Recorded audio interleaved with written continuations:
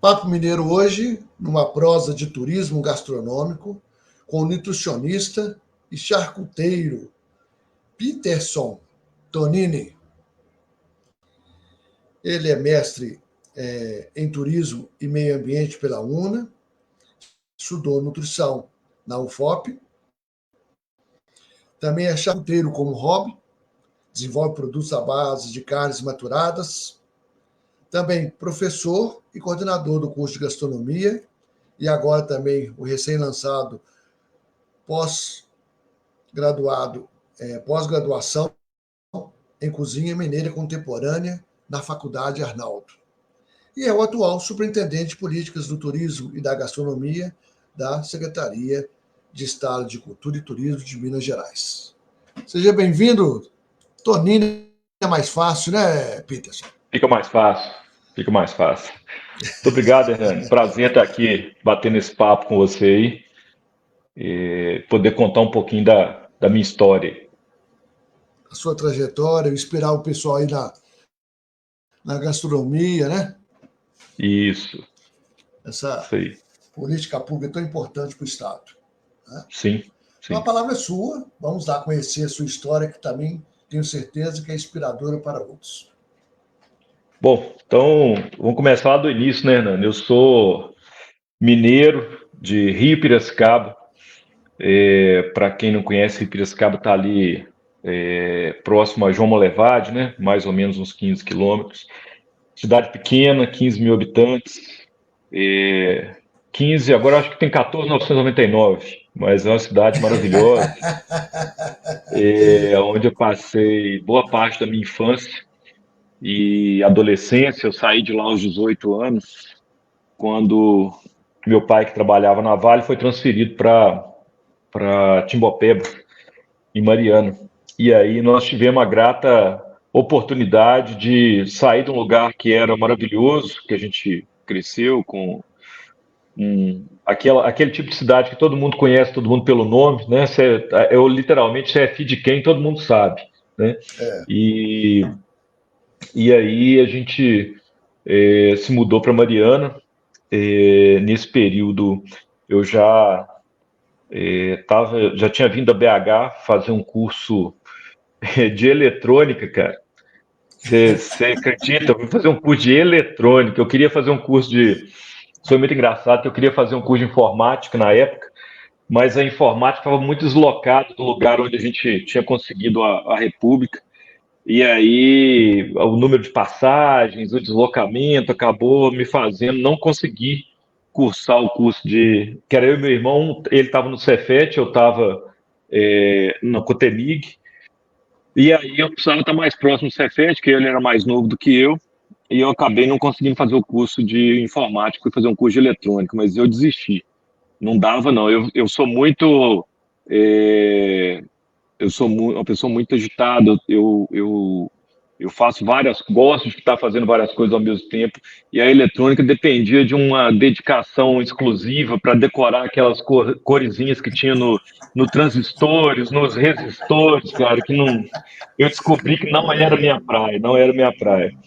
E aí eu fui para Mariana, fiz um curso de análise química, curso técnico de análise química. Depois eu fui fazer edificações na faculdade não, fazer edificações na Escola Técnica Federal de Ouro Preto, mas acabei também não dando continuidade nele. Eu já tinha feito o segundo grau, e aí fiz o vestibular, passei para o curso de nutrição. O curso de nutrição eu cursei, finalizei ele em 99 e vim para Belo Horizonte trabalhar com a nutrição. E trabalhei com grandes empresas de alimentação coletiva. Nesse processo aí, atendi Fiat, atendi Gerdau, Aço-Minas, atendi Belgo, né? Hoje ArcelorMittal. Fui trabalhar como nutricionista na linha de frente, lá na cozinha, inicialmente, mas depois aí trabalhei com várias unidades de vários tamanhos, cheguei a gerenciar unidades de até 3.000 refeições, mas depois eu saí dessa área da cozinha efetivamente, continuei na alimentação coletiva, mas eu fui para a área comercial. Eu fui vender os contratos de alimentação para as empresas, é, e aí fiquei 3 anos nessa área. E por acaso, sim, eu durante a faculdade toda, voltando um pouquinho, né, eu sempre fui monitor das disciplinas, trabalhei com projetos de extensão, é, sempre tinha um quê da academia, sabe? No meu dia a dia, eu dei aula para as escolas de primeiro e segundo grau pelo estado também, antes de fazer o curso de nutrição. Como eu fiz o curso técnico em análise química, a gente conseguia aquele CAT, né, para poder lecionar disciplinas específicas. É, e aí, a academia sempre teve na minha vida, sabe? Nesse sentido. Em 2004, eu comecei a mexer com alguns contatos, né, meus, algumas pessoas da minha rede de relacionamentos, e externei meu desejo de ir para a academia, de trabalhar com educação. E em 2005, eu fui trabalhar no Centro Universitário UNA como coordenador do curso de nutrição da UNA. Por lá fiquei até 2020, entre coordenação de curso, direção do Instituto de Ciências Biológicas e Saúde, e eu comecei a me envolver de forma mais pontual com a gastronomia é, por volta de 2013, 2014, quando eu comecei a brincar de produzir alguns produtos de charcutaria em casa, dentro da geladeira do meu sítio. Nessa época, eu convenci, depois de 3 anos, eu consegui convencer meus chefes, que eram os donos da instituição, de que valeria a pena a gente lançar um curso de gastronomia. Então, eu trabalhei no desenho, na montagem de matriz curricular, em todo o processo que antecede o lançamento de um curso. E aí, o curso de gastronomia da UNA, eu botei para rodar com o aval na época do nosso reitor, que era o Átila Simões, e nós convidamos o Puyat para ser o coordenador do curso. Então, nessa época, quando o Puyat foi trabalhar comigo na UNA, eu era diretor do Instituto de Ciências Biológicas e Saúde, e a gastronomia, por insistência minha, ela estava vinculada ao Instituto de Ciências Biológicas e Saúde, porque como eu coordenava o curso de nutrição e a gente tinha muitos horários em que uma cozinha muito grande, muito boa, ficava ociosa, eu fui batendo na tecla lá até os caras entenderem que seria bom para a gente fazer o lançamento do curso. E aí nós lançamos o curso, foi um sucesso absoluto na época que foi lançado. É um curso que ainda hoje tem uma demanda muito grande. E lá na UNA eu fiquei até 2020. Em 2020 eu deixei tudo, deixei tanto a parte administrativa como a parte acadêmica da UNA e fui cuidar um pouquinho do meu hobby, que é a charcutaria, mas não consegui ficar muito tempo porque a faculdade Arnaldo me achou e aí me levou para ser professor do curso de gastronomia. É, nesse intervalo, quando eu estava lá lançando o curso de gastronomia, eu resolvi fazer o mestrado. A UNA oferecia um mestrado em turismo e meio ambiente, cara.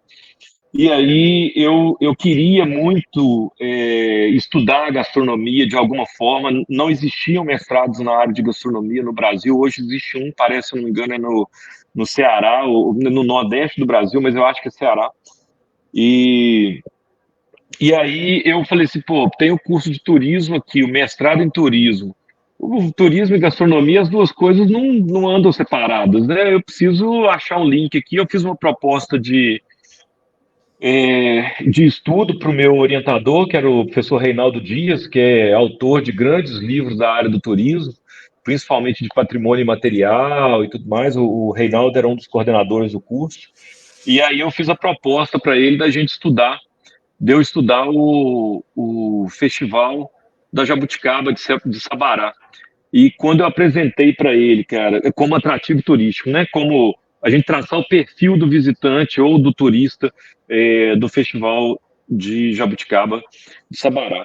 E quando eu apresentei para ele os detalhes do Festival do Jabuticaba, ele que é paulista, ele enlouqueceu. Quando eu disse para ele que o pessoal alugava pé de jabuticaba, que, né, que tinha e isso nós estamos falando, esse mestrado nós estamos falando dele em 2009.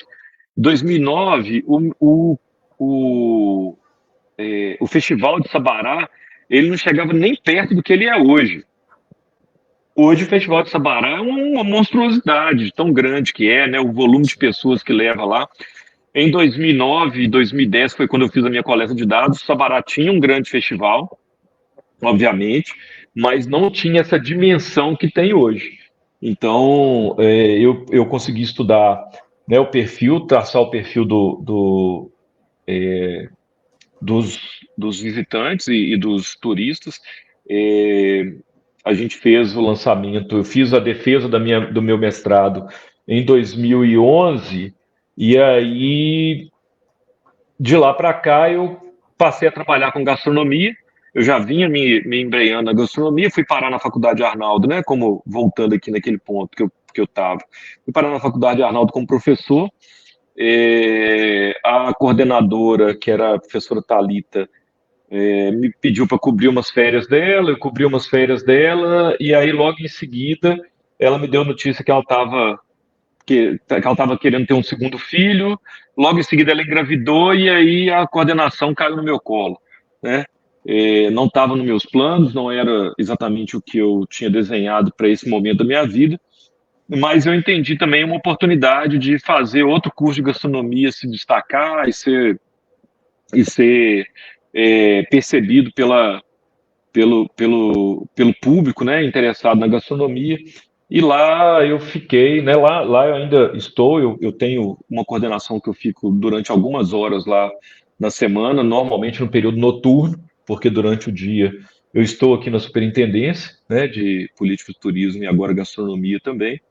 E em janeiro do ano passado, bom, antes de janeiro do ano passado, não, né? Eu assumi em 2020, em novembro de 2020, em novembro não, em novembro de 21, eu assumi lá a coordenação, e aí para lá nós levamos o Mês ao Vivo Minas Gerais, junto com o Marcelo Vanderlei, lá nós levamos o Sabores BH, Feira Garfo, e a ideia é a gente transformar aquele espaço, Hernani, que a maioria das pessoas em Belo Horizonte só conhece de fora, né? Que é o prédio da Faculdade Arnaldo lá, transformar ele num hub de eventos gastronômicos. Nós já estamos conseguindo fazer isso, sabe? E tornar. E também vem o Pode falar. Festival do Chile, vai ser lá, né? É isso, com o Festival Lino. do Chile é o Lino Ramos, isso. Vem o Festival do Chile aí agora. Nós temos alguns projetos aí bem interessantes que nós estamos querendo tirar do papel, assim, quando eu falo nós, né, muito mais a minha equipe lá, eu fico dando ideia e eles vão, né, trabalhando para poder fazer funcionar. Mas, então a gente fez uma projeção muito grande, o Festival Fuegos não aconteceu lá, mas o Marcelo Vanderlei é um grande parceiro nosso, então nossos alunos participam sempre nos eventos, assim como a Confesse, né, a Confraria Feminina de Cervejas, com a Ludmilla lá, que é uma grande parceira nossa também, o Julinho, da JP Produções, que está levando os Sabores BH para lá, o Lino com a Festa do Chile, o Eduardo Maia com o Aproxima, que acontece uma por semestre lá, então a gente teve uma no início do ano, nós vamos ter outra agora de outubro, a edição é lá, na Faculdade Arnaldo. E aí, em janeiro, eu recebi o convite para bater um papo com o Sérgio de Paula, né, que é o subsecretário aqui de turismo da Secult. E aí eu fui, troquei uma ideia com ele, eu fiquei muito feliz quando fui chamado para essa conversa, porque eu já vinha acompanhando o desenrolar, né, dessa onda do turismo, né, que está acontecendo, que é fruto de um trabalho de várias gestões, né, e o Leônidas tem conseguido fazer muito bem com toda a equipe dele a projeção do turismo de Minas Gerais da forma como ela precisa ser feita, né, Hernani? E Sim. aí eu conversei muito com o Sérgio, a gente tem uma sinergia muito grande e acabei aceitando o convite para assumir aqui a Superintendência de Políticas do Turismo, que em abril se tornou Superintendência de Políticas do Turismo e Gastronomia, né? Então, em maio mudou a nomenclatura, e em junho mudou também as atribuições, né, da superintendência. Então, as políticas não só do turismo agora, mas políticas também para a gastronomia estão dentro da nossa superintendência.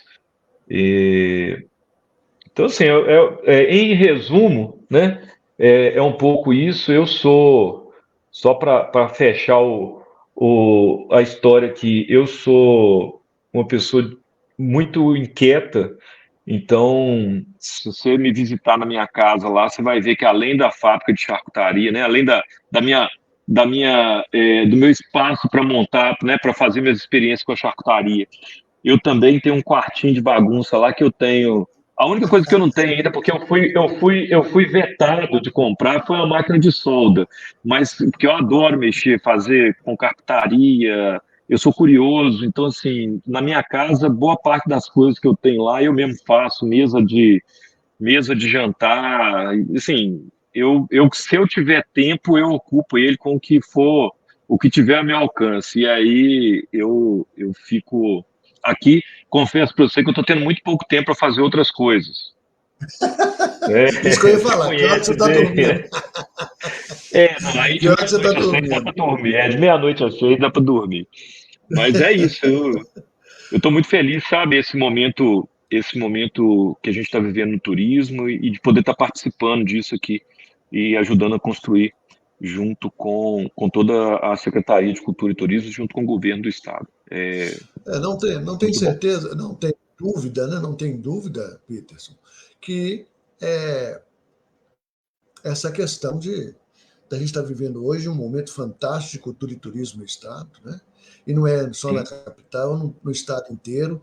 Eu vou muito sim. ao interior, pelo menos 2 vezes por mês, então a gente conhece vários momentos de cada coisa, com aquilo que Uhum. você diz, né? Não só está em crescimento, como também está acontecendo, né?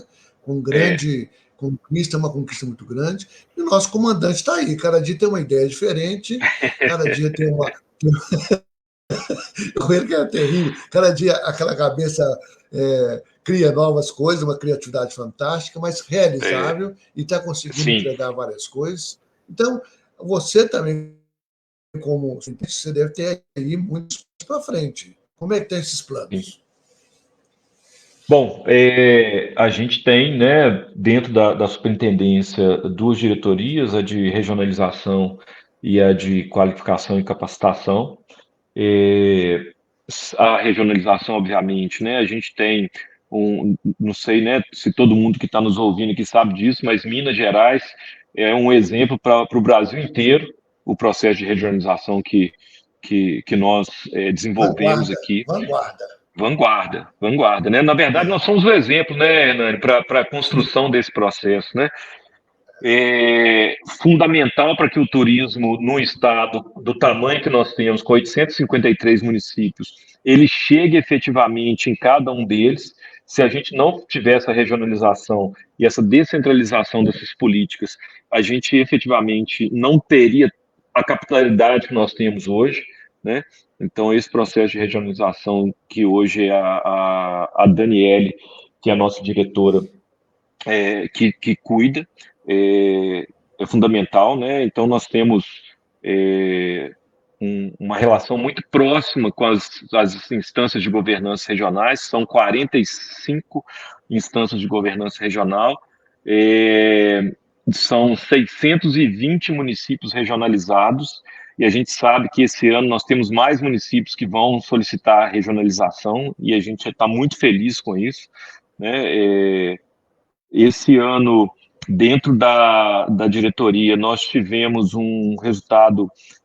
vários resultados interessantes, mas assim, a gente tem um que a gente tem que destacar e dar crédito aqui, né, para não só para o processo que foi redesenhado internamente, mas também para os municípios que têm cada vez mais se preparado e enviado as informações adequadas para que o ICMS turístico tenha esse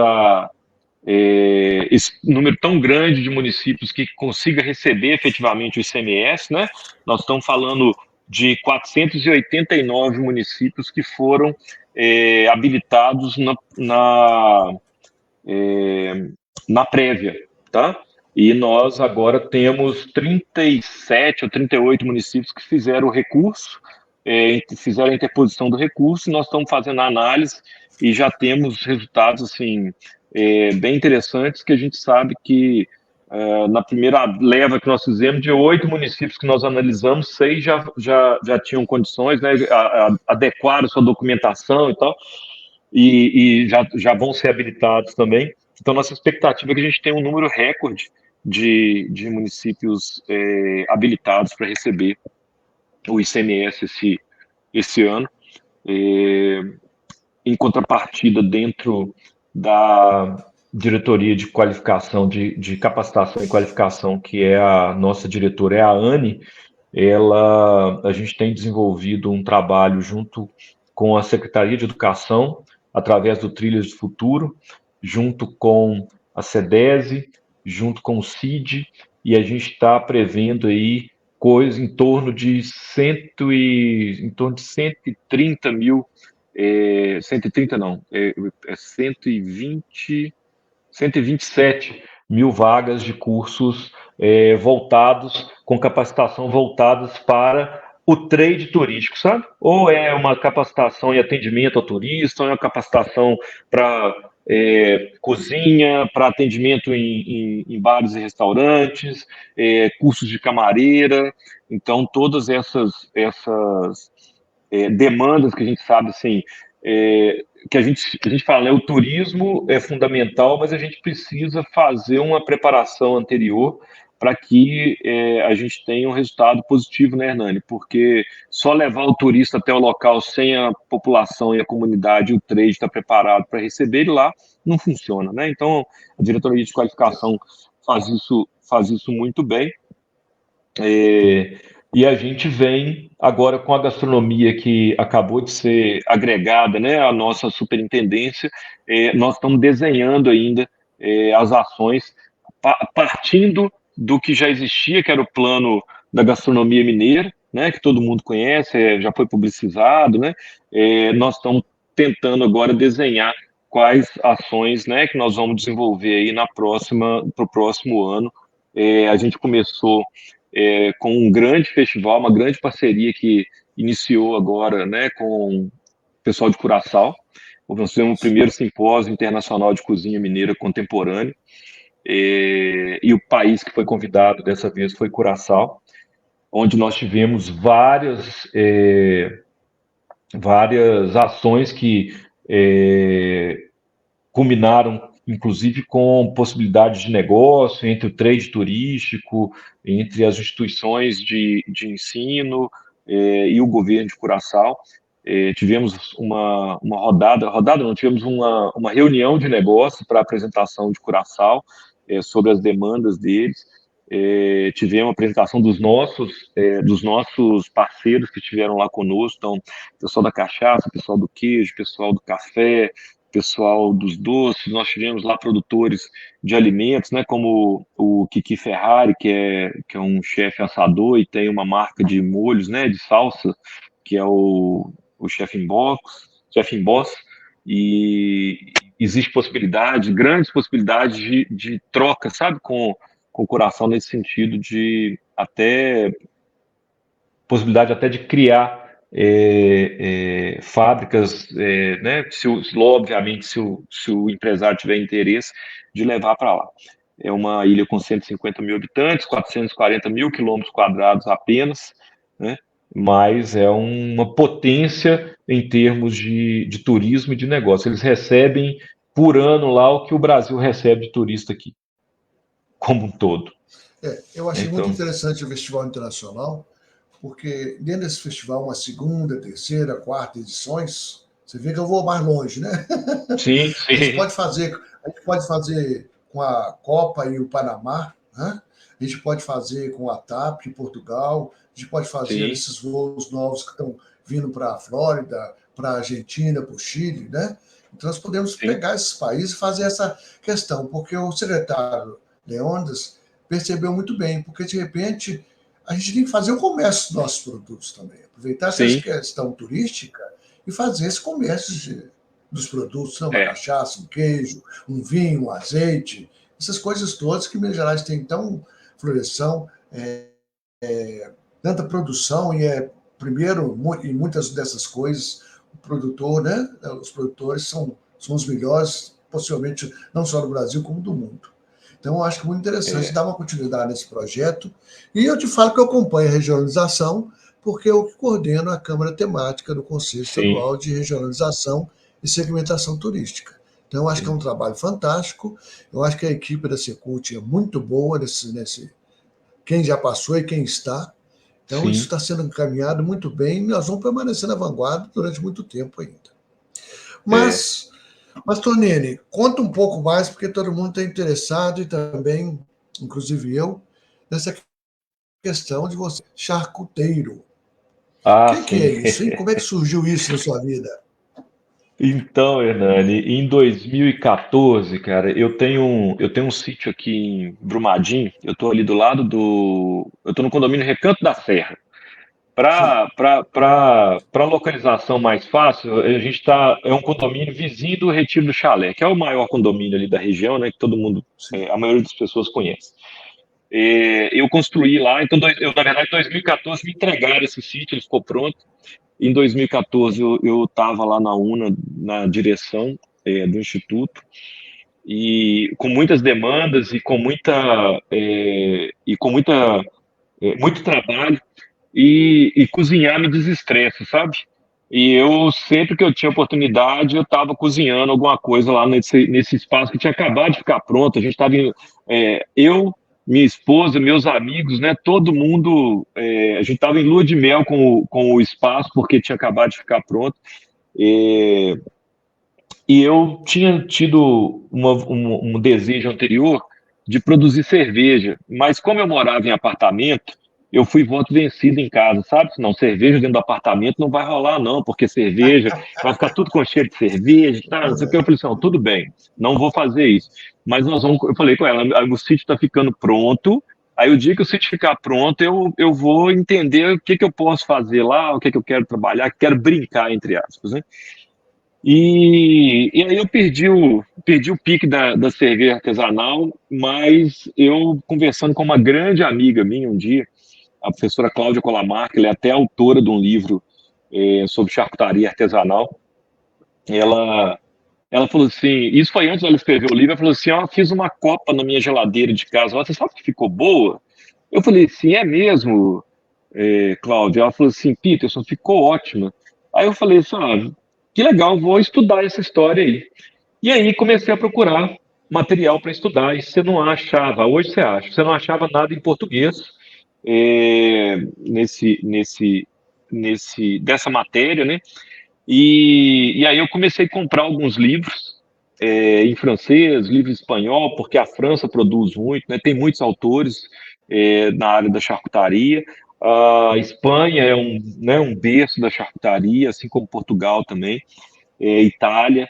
Mas eu consegui, na época, comprar 2 livros, um espanhol, um francês, e aí comecei a estudar a produção. E aí eu produzi a primeira copa na geladeira de casa, produzi a segunda, produzi a terceira, e eu tinha lá no sítio, eu tinha comprado para lá uma expositora dessas de refrigerante, sabe aquelas que tem vidro na frente, assim, que refrigera, mas tem vidro na frente? A de refrigerante é muito boa para você guardar outras coisas dentro dela, mas menos para você gelar as coisas, sabe? Você tem que... Aquilo tem um dispositivo que é muito interessante, que eu não sabia. Quanto mais você abre a porta dela, mais ela refrigera. Se você deixar ela fechada, a temperatura dela não fica boa, não baixa o suficiente.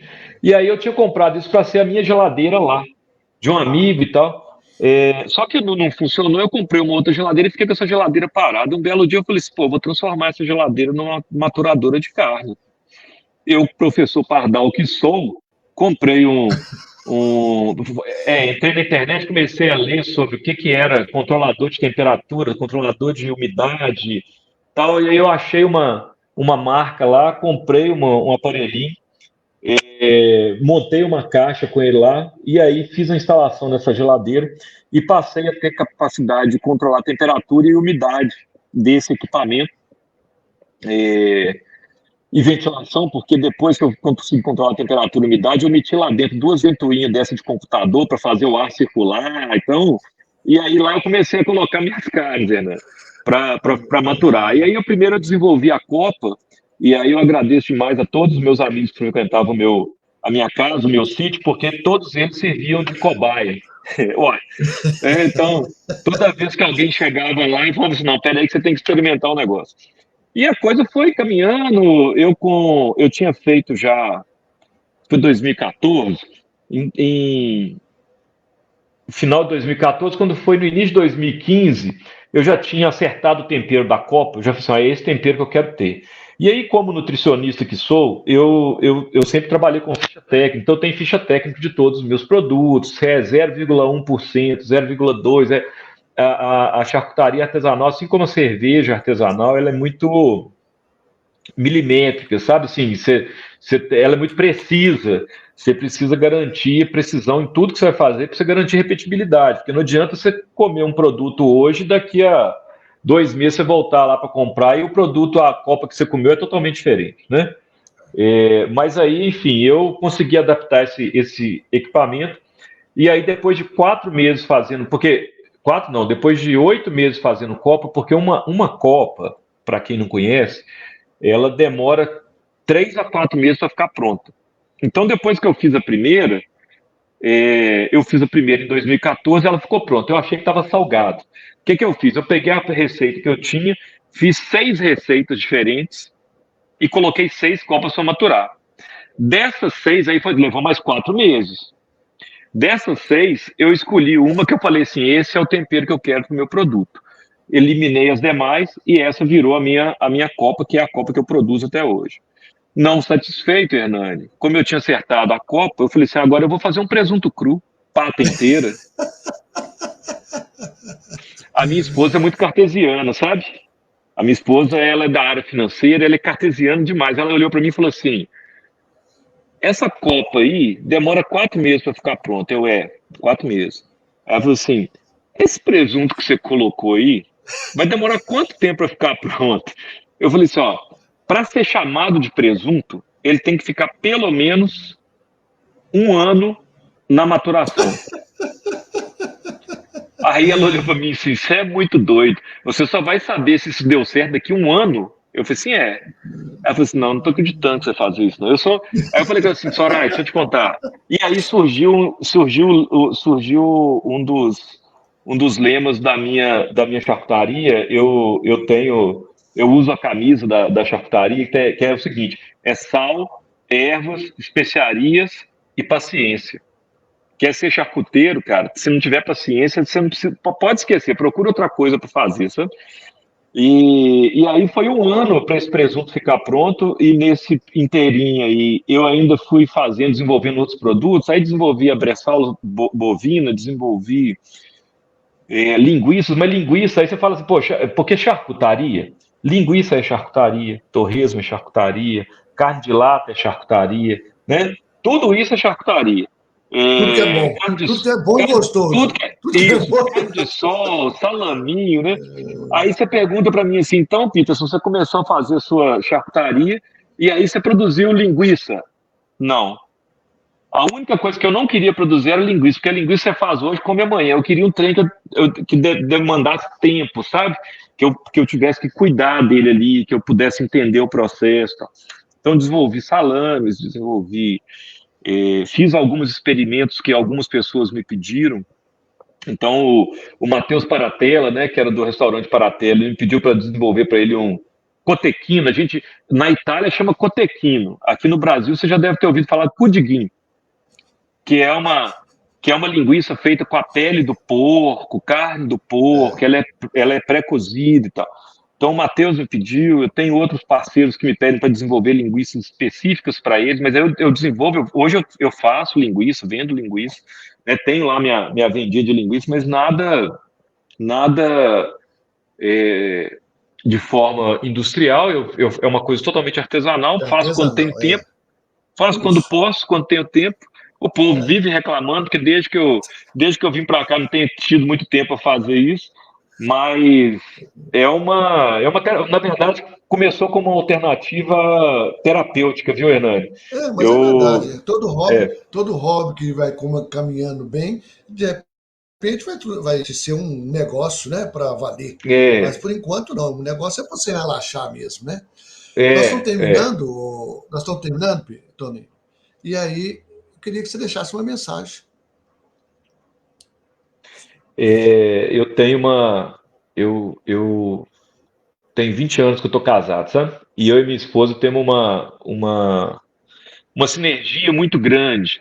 E a gente brinca muito sobre a força que a gente tem nas palavras, sabe, Hernani?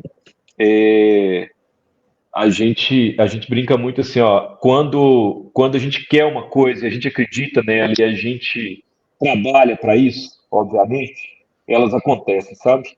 E eu até eu tive uma conversa com o Sérgio essa semana. Eu hoje tenho muito pouco tempo para fazer outras coisas para além daquilo que eu me propus a fazer no momento, que é estar aqui na superintendência. Mas eu estou extremamente feliz, cara, extremamente feliz, porque é uma coisa que eu me propus a fazer, a contribuir, né? Esse lugar que eu estou hoje é um lugar é, estratégico, mas também é um lugar muito volátil, né, Hernani? Hoje a gente Sim, está, amanhã a gente não está. justamente. E eu estou hoje num momento muito feliz por estar contribuindo com todo esse legado que está sendo deixado aí do turismo, né? Que se complementa, né? Que complementa os legados anteriores que Minas Gerais vem construindo aí no turismo.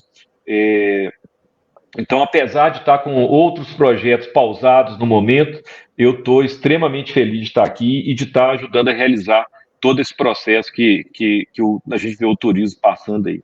E agradeço demais você pelo convite aí. Fiquei muito lisonjeado, né, de poder estar participando com vocês É aqui. isso. Nós que agradecemos para conhecer um pouco mais. Esse hobby vai virar negócio, claro, daqui a algum tempinho. Vai virar um negócio forte, porque não são muitos que fazem isso, e eu já provei, já fui um pouquinho do cobaia, então são muito bons e de muito boa qualidade. Parabéns. E Obrigado, obrigado, Hernani. viu? Um grande Eu que abraço para agradeço. você. Abraço. Tivemos, então, aí, além de conhecer um pouco dessa política do superintendente de políticas de turismo e gastronomia do Estado, da Secult, mas também um hobby muito interessante que ele tem. É sempre bom a gente trabalhar com aquilo que a gente gosta, mas também tem um hobby também que a gente gosta, porque isso equilibra e dá mais força para a gente seguir em frente. Até o próximo Papo Mineiro. Forte abraço.